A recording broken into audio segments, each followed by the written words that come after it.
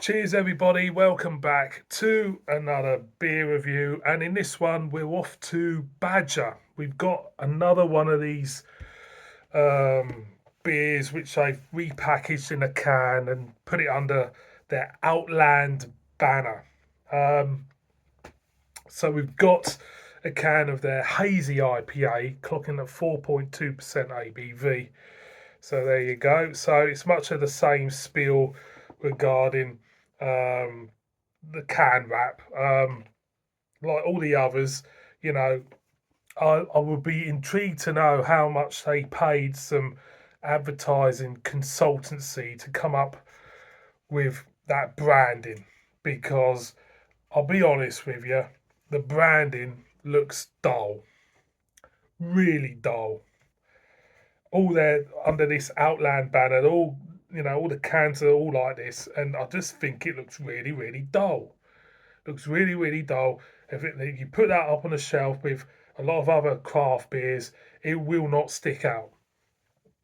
It will not stick out.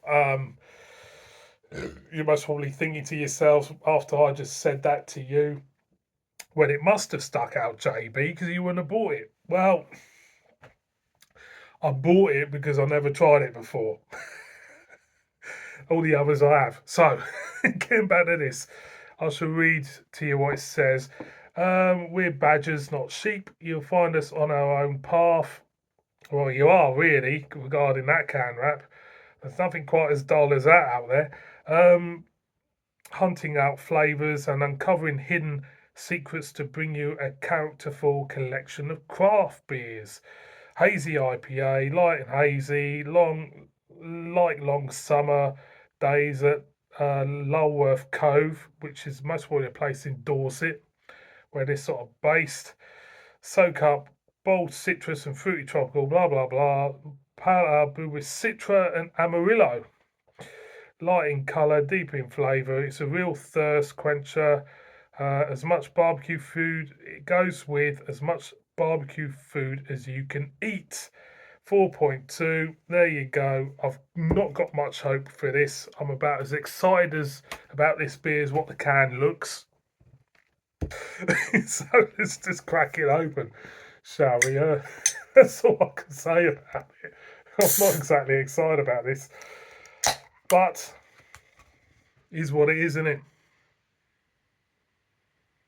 Well, first off, from the ring, there's a nice swathe of tropicalness coming out, and that's about it. It smells, yeah, it smells all right. If I haven't been smelling any tropical beers all week, and this is the first one, yeah, it smells all right. So let's pour it out. Nice creamy looking head to it, I have to say. Um, Slight haziness, which should be because it's advertising itself as a hazy IPA. So there we go. Stick that there like you do. What do I think of Badger? Well, I've said it before and I'll say it again. This channel was built on breweries like Badger. These are the types of beers this type of brewery I levitated to when I first started the channel. So I've got a soft spot for Badger. There's other breweries similar to them. So for me, I've got a soft spot for them. So up to the light, it's hazy as it should be because it says on the can at one seal moment. Head's dissipating down. Let's get a whiff. For me, it's a slight pepperiness with a hint of tropicalness, but so it's a peppery tropical type note for me. I'm gonna go in. Cheers, everyone.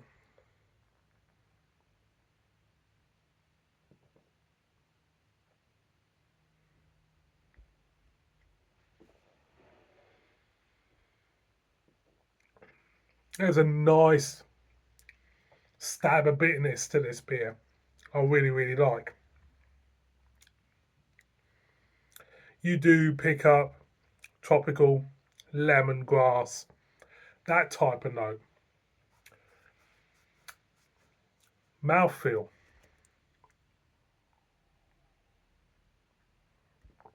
Mouthfeel's not bad, relatively soft.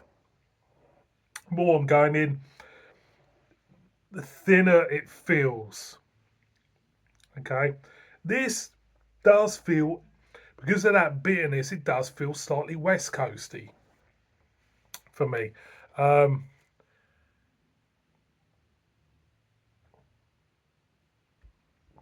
so overall, at the moment, for what I paid for it, yeah, it's not bad.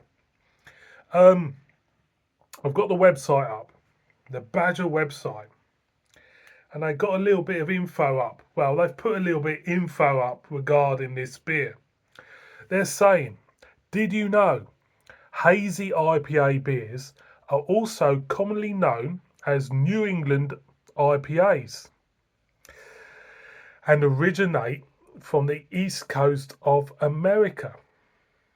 So, does that feel New England? No, it feels more West Coast to me than East Coast. It's that bitterness which is doing it. Um, but obviously, as you go in, your taste, your palate, your taste buds will change. Let's go and go.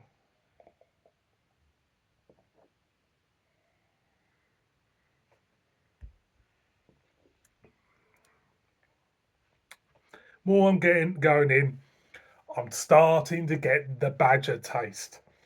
And it's hard to describe the badger taste because the badger taste is in all the badger beers. I don't know if it's to do with the yeast or the water or anything. There is a similarity within all the badger beers.